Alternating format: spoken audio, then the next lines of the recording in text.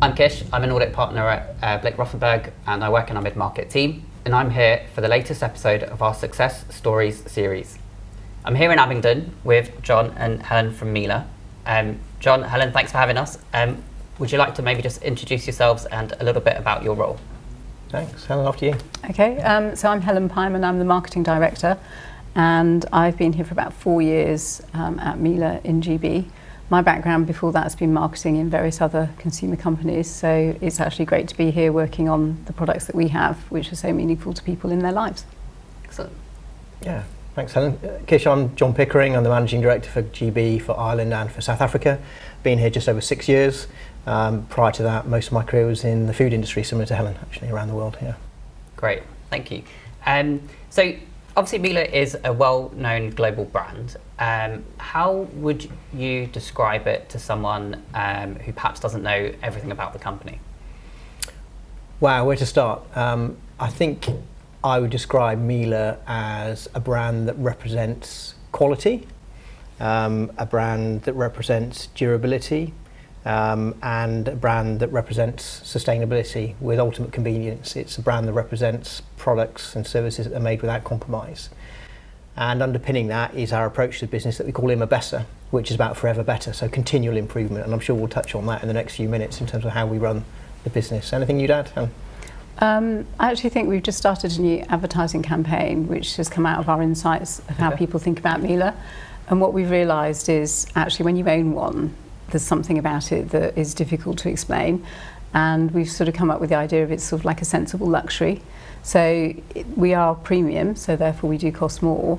But the feeling of using a Miele machine or appliance is very luxurious. And there are just little things about it that just give you kind of joy of actually using it. And I guess our philosophy is these machines that support you in your everyday life, and they do really important jobs for you, but you should actually get pleasure out of using them. And so, for example, our dishwashers, they just self-open, you see the little Miele logo, they let the hot air out so it dries quicker, and there is something ridiculously, I don't know, joyous about that. And if you have people there with you and they see it, it's just like, oh, that's kind of cool, mine doesn't do that. So there's something about them that's a little bit different and a little bit special once you own them. So I believe people like to buy Miele's products for quite a few reasons. They're sustainable, they're reliable, they're built to last, and they've got incredible energy ratings. And I know obviously you're celebrating your 125 years this year, and there's a long history to the company and the group. Can you tell us a little bit about that history, the sort of Miele story? Absolutely. So it's a really important year for us. So 125 years for the Miele and Zinken families. The business started in 1899 and actually started making butter churns and cream separators. Wow. So we moved a very long way from an industry, I guess, that was largely agricultural into something which is now the ultimate convenience and represents significant quality as well. And during that time, we've moved into different product categories. We're famous across the world not only for our laundry products and our kitchen products, but for our cleaning products as well, even including vacuums, and the first cylinder vacuum as an example. We launched a professional business, so we make incredibly durable appliances for commercial and professional purposes as well, that even go on nuclear submarines as an example, care homes, hospitals, fire stations, distilleries. So a really broad product portfolio that not only touches domestic situations but also professional. And I think what I would say is that how we've weathered the 125 years has been world events as we're going through now, which continue to provide, I guess, obstacles and opportunities. But the reason we've weathered that storm is because the culture of the business is one of continual improvement as well. So and supported by a privately owned family backed business as well, which continues to prosper. And I think maybe something else to add is it's still owned by the same two original families, and actually having joined the company relatively recently, a lot of people have been here for sort of 15 or 20 years. We still actually meet the owners on quite a regular basis. They're very accessible within the business, they're very personable, and they're genuinely interested to still meet all our customers and come around the world and visit all the different markets that we're in. So there's a real kind of family feel and personal touch to how things go. That sounds great. I mean, it says a lot about the culture and the people that you have here. Yeah, and we measure success in the generations and the legacy of the business, as well as there is no respite from the financial reality that we're dealing with and what's expected in that domain as well. John, you mentioned your professional division, and I know there's some great kind of initiatives that you've worked on within that. Can you tell us a little bit about some of those things that they work on? Yeah, maybe just a few pieces. I know we work very closely with the fire service and with firefighters on equipment that can actually properly cleanse firefighting equipment, as an example, such that once it's been in an environment that has toxins in of any sort, it's not just disposed of. And similarly, we use a similar approach when we're looking with the armed forces. I know we have specialist kit that works with the armed forces and actually can cleanse some of the equipment that they use when they're going out on manoeuvres as well. Maybe I'll just give you a few other tasters. We work with a very popular fast food chain at the moment on a machine that sits in the back of the kitchens, and it means that this very famous fast food chain, they now only use reusable wipes and reusable cloths, and at the end of every day they put the cloths through one of our machines with a grease capture system, and all the grease is then repurposed into diesel fuel for the lorries, and the cloths are then reused, so there is actually zero impact in terms of products being thrown away. That just gives you a sort of taster. As I mentioned before, I've mentioned the nuclear submarines. We're on the Royal Navy, many of their ships, because of the durability of the equipment. When you speak to the service engineers that fit the kit into a nuclear submarine, they'll say to you the reason they fit Miele is once it's gone down that hatch, it's never coming out again. And even interesting locations like oil rigs, if you're stuck out in the middle of the North Sea, you don't get a service call in 24 hours. So again, we tend to be in situations which demand the most rigorous levels of quality and delivery and reliability. So the professional business has been long established, not just in areas that I've mentioned to you, but we like taking on new challenges as well and working with some very important customers to make sure we can make life better. It's incredible. It really kind of evidences everything you've said around sort of sustainability and innovation kind of throughout all your product categories. Yeah. Okay. And you touched on some of the factors there that have contributed to the success. If you had to sort of bring it down to maybe 3 or 4, what would you say has been the real driver for success in the more recent years? Yeah. I think probably leading in innovation and ideas, which comes a lot from the design, so things are really thought through how they work. So as I mentioned just before about the dishwashers, just the way that they dry, the way that things are stacked, etc., is quite innovative in terms of how things are done, and it's led the market and created new patents, etc. And just this Immer Besser culture is about always striving for more. So even if you've got the best, it's like what's the next best. The technology that we have in some of our ovens, the steam ovens that we have, our M-Touch oven has unique technology. So I think one of the things is those features.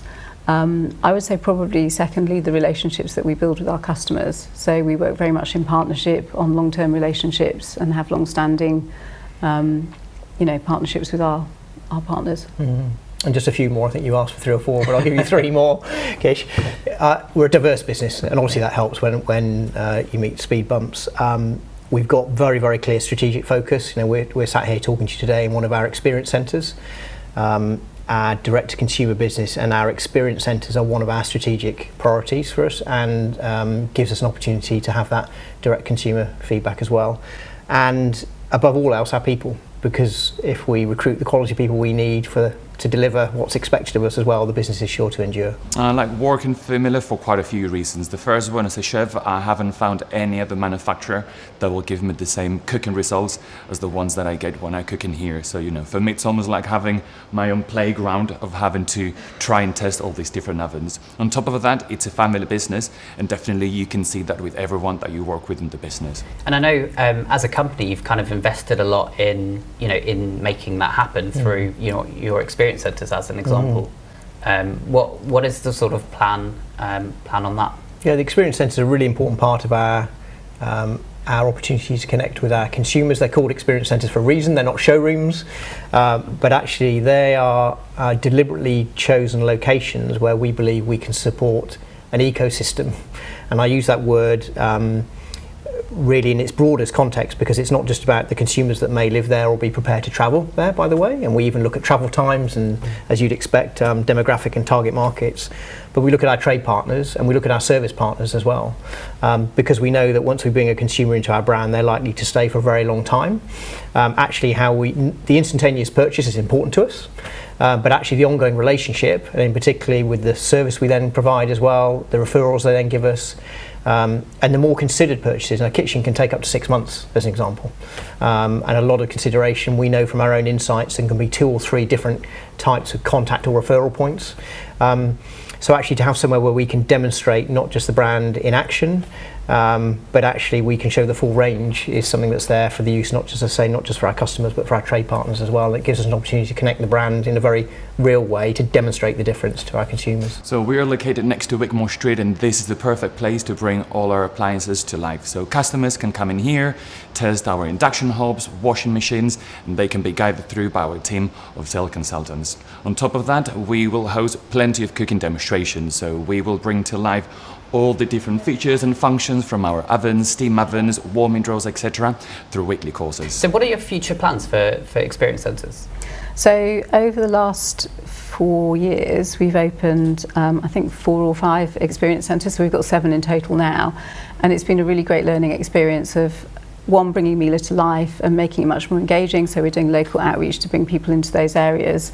We've then obviously looked across the country in terms of saying where are the right areas to go. So we opened one in Mayfair in June this year opposite the Ritz, which has been very successful. And we'll be opening one at the end of October in Cambridge, which again is another prime area of Miele consumers that we can work with. And we have the experience centres themselves, we have a telesales area, and we also have like an outlet area, and we have a web shop. And actually our direct to consumer is omni-channel, so it goes through all those different ways. And when you look at it combined, the stores created almost like a sort of focal point, but we then amplify it through the telesales in terms of just answering questions specifically and kind of online chats, but also the web shop in terms of the fact that people can self-serve as they go forward. What are some of the challenges that you've faced along the way?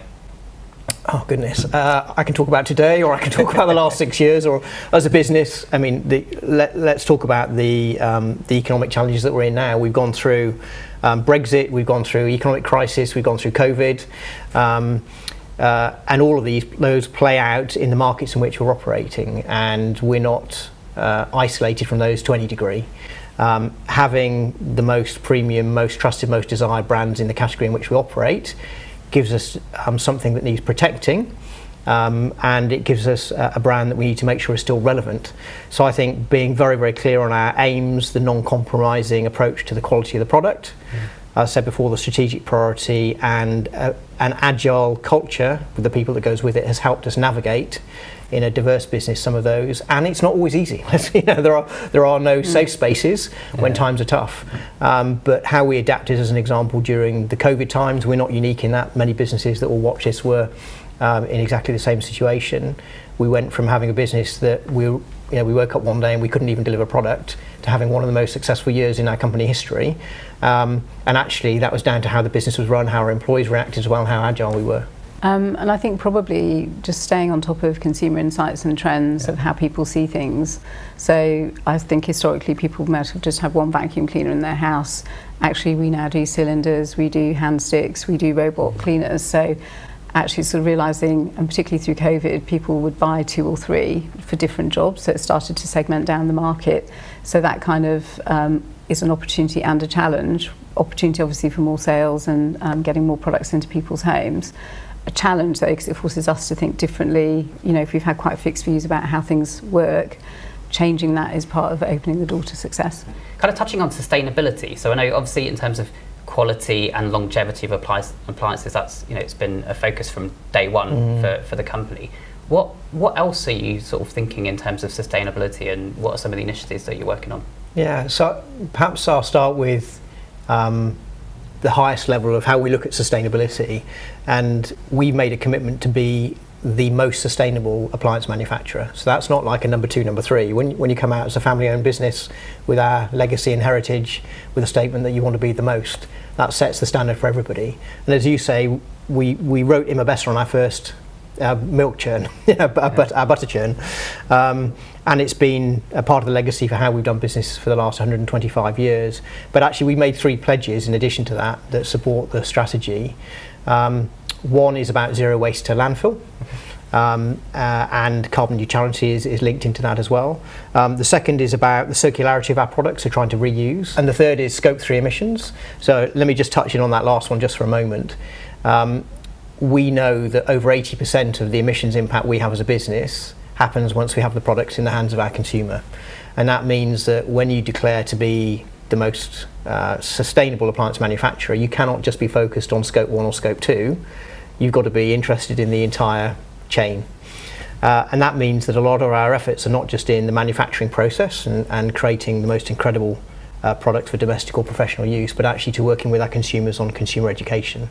So another example, just to back that up, across Europe from our own insights, we know that the percentage of consumers that use the economy wash on their laundry products is very, very low single digit. Okay. We know that if we could double that, we could pay, in theory, for the entire carbon manufacturing footprint of our manufacturing process. It is literally that simple, but also that difficult, because you're talking about changing consumer behaviour. So what do we do about it? We need to work on education. It means that in certain product categories we can make very simple steps. As an example, when you turn on our dishwashers now, they automatically default to economy cycle. So you have to manually override economy to decide what you want to do. It's not that straightforward in laundry because of different fabrics, cashmere, wool, nylon, whatever, which need delicate and different types of wash. But there are some things that are very straightforward we can do, and other things take a lot more work. I think maybe just to add as well, the way that we approach our service in terms of we encourage people to take care of their appliances, so it's sort of care before repair kind of thing and repair before replace. We keep all the spare parts for 15 years, so they have longevity, and our machines and appliances last longer than competitors in terms of the average lifespan. And actually I was out with customers yesterday and they're getting people coming back after 20, 25 years with washing machines looking for the next washing machine. So there's a real testament there, and just maintaining that attitude. In a way, it's sort of gone full circle because the younger generation now are actually super interested in that kind of thing versus the disposable sort of approach that's maybe been around over the last 10 years or so. It's really interesting you sort of, here you talk about sort of consumer behaviours and helping to educate consumers, and actually the emphasis you've placed as a business on that being part of your responsibility and actually seeing it through in terms of that full cycle. So I think that's incredible. Maybe just a few words on that, Kish, because the financial success of the business is only one pillar that we look at the success of this business as well. There's three others, and sustainability is one of them. We call it Immer Besser for the planet. We have what we call Immer Besser for customers. So fundamentally, how do we create customer delight? Because actually, if we create customer delight, we have a business that endures, that gets fantastic loyalty. Fundamentally, we know we're the most recommended brand. Once we have Miele in the household, it stays. And the third aspect there is what we call Immer Besser for employees. If we make an incredible employee experience, we have employees that want to join, they want to develop themselves, and they want to learn and stay. And that's really important for us as we build our future legacy. Okay. And what are some of the sort of marketing initiatives that you're currently working on to help kind of promote the brand and some of these ideas? So the big thing is we've got this plan for growth, but the big thing is actually that people don't know about Miele. We're not in the top 10 in awareness, so we've actually now put in place a plan for sustained investment in advertising to drive awareness. We've done a test at the beginning of this year with sort of focused areas and different weights, and we can sort of see that it jumps dramatically in terms of knowing about the brand and then considering the brand as something to buy. So that's one big initiative. I think also we've just done a product launch of a new vacuum cleaner called Duoflex, and again just getting the right kind of messaging to get it out there big time. And we actually did a bus that's driven around to shopping centres where we don't have experience centres, and again just the impact of physically seeing this bus and then doing little vacuuming competitions for people is sort of dramatic in terms of just thinking about different ways of engaging people in a fresh, innovative way. Going forward, and then just really making it more experiential. So we've partnered with Pub in the Park over the last few years, so you've got a really nice sort of festival atmosphere which is a little bit different than our usual. You've got great Michelin star chefs who are cooking and just sort of making it accessible on a Miele stand, etc. So again, it just really drives the awareness, and now that we've done it for sort of 2-3 years, people get familiar with the brand and start to engage more. So there's a long-term view to just bringing the brand, getting people more engaged and getting more experiences with people. So John, you've talked a lot about the sort of consumer experience, the sort of customer delight, and everything kind of Miele stands for. How do you sort of balance all of the focus and energy that's placed on that alongside being in a hugely competitive market, and you sort of still being sort of a family-owned business competing with some very large kind of global companies? Yeah, I think the way to answer that, it puts extra layers or sometimes competing forces in place. I mentioned before we were operating in a highly professional competitive industry with some great competitors out there. And actually for us that means that however competitive it is, there are some things for us that are not negotiable. Reputation, the reputation, the legacy of the Miele brand over the last 125 years and what we stand for, the customer delight as well. So it means we're continually balancing the commercial reality of what we're expected to deliver, by the way, and the responsibilities we have there, with the need to preserve everything that's been created over a great period of time, and to balance into that the fact that we are in a family-owned business where the reputation of that family and that family name is still very, very important. And it obviously has impact in terms of how we market the products as well. And I think with that competition, inevitably during COVID, people were sat at home and had sort of time and money to look at what they wanted to buy. So there was a nice boom in the market, and then coming out of it, what we've seen is a lot more focus on price competition. And at that point, it becomes really important, because if people think that a sort of £300 machine is the same as a £1,000 machine, there's a bit of a problem. So it's really important that as a brand, we create that emotional association of what this does and everything that goes around it, rather than just competing on benefits and features, which is sort of where the industry's been. And I think with our customers, just saying, look, we're a brand that's here to kind of build value, kind of get that quality consumer, but we need to evolve and adapt to the market in terms of like, what's the rationale, what's the consumer insight that's going to make that happen. So very much working together. And I know you touched on it there, John, but I know the aftercare is also equally important to Miele in terms of the service and the customer experience after buying the appliance. Is there anything that you can kind of tell us about that? Yeah, I can tell you a lot about it. I mean, the service part of our business is, if you look at the responsibilities that we have as a business for employees, I have more people working in service than in any other part of the business. So very often when people think of Miele, they think of these incredible products, and that's what we might lead with in terms of how we connect with consumers. But actually the commitment and responsibility we then have is to make sure that we're looking after these fabulous products for as long as we possibly can, as well as the commitments for maintenance that we make, for keeping parts and accessories as an example. We keep software for at least 10 years as well, which is becoming even more of a challenging issue with development. And if you look at how we run the business, that means that we have key performance indicators for response times, for first time fit rates, for return rates, we measure every single customer interaction in terms of how we're delighting that customer.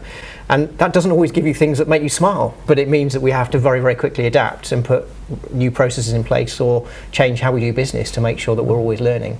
So the service part of our business, as I say, very often people think Miele, they think product, they think commercial, professional product or domestic product, but actually for myself and Helen and the team, actually why we come to work every day is to delight customers, and if we don't do that through service and we don't differentiate through service, then we're not delivering our full brand promise. And I do think it's a great potential as a differentiator. I think because of that family feel and the personal touch, we're number one rated on Trustpilot in terms of the service that we provide our customers. And I think as we're going forward with increasingly more sort of app-based software that we can sort of look at what people are doing, we can actually remotely help service machines, etc., to become more efficient. I think that relationship's just going to strengthen over time, and obviously there's kind of accessories and consumables that go with the machines and cleaning products and maintenance things. So I think that service will become more and more important as we go forward. The Miele consumers have very high expectations because we've sold them a product that should have high expectations, so then our job is to deliver on it. And actually, like our two main groups that we look at as consumers, we call them demanding principals and status seekers. So they are people who want the best and expect the best of their products. And what do you sort of see for the future, sort of here for Miele UK? Really exciting. So, I mean, Helen touched on it, the growth plan. So we have a huge opportunity, we know, to continue to drive success for this business across those 4 pillars that I talked to you about. So not just financial success, but actually in creating customer delight, in building the category in which we operate within. We know if we benchmark the category in which we operate in versus many other markets of the world, actually there's significant headroom for value and benefit for consumers. Customer delight, for sustainability, against all those different pillars that I spoke to you about as well. And what we've done in the last 12 or 18 months, and I give Helen some credit here on this as well, we've become far more granular in the detail behind how we do it and how we target, because like many businesses, there's not limitless funds. We're competing return on investment for different areas, but we now know exactly where we're targeting and the order in which we want to synchronise it. Then we've just got to make it work. We've got to execute it and execute it in full. And we've got world-class competitors out there who aren't going to let us take market share easily as well. So we need to be on the front foot. Well, look, thank you both very much for your time. And it was really interesting sort of hearing about sort of Miele past and the future.